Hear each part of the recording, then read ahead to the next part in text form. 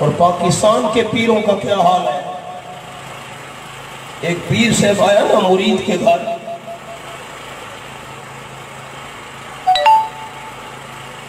مرید چائے مانی وغیرہ کا انتظام کرنے لگا تو مرید کی گھر والی نے پردہ کیا ہوا تھا۔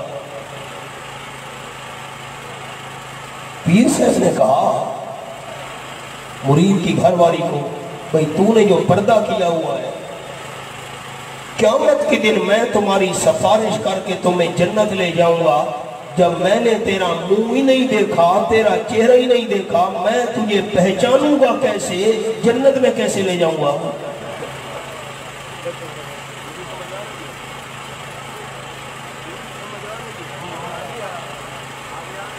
جب میں نے تیرا چہرہ ہی نہیں دیکھا، پہچان کیسے ہوگی، جنت میں کیسے لے جاؤں گا؟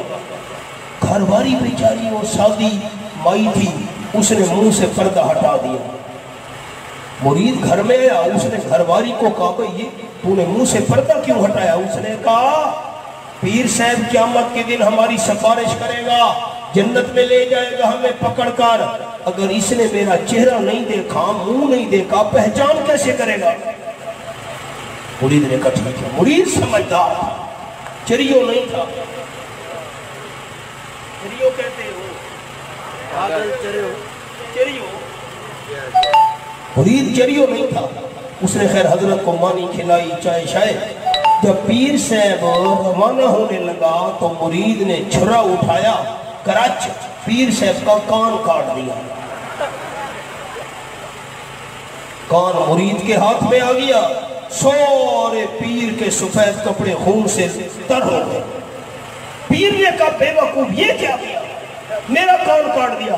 مرید نے کہا حضرت قیامت میں آپ کا کان کیوں کاٹا ہے؟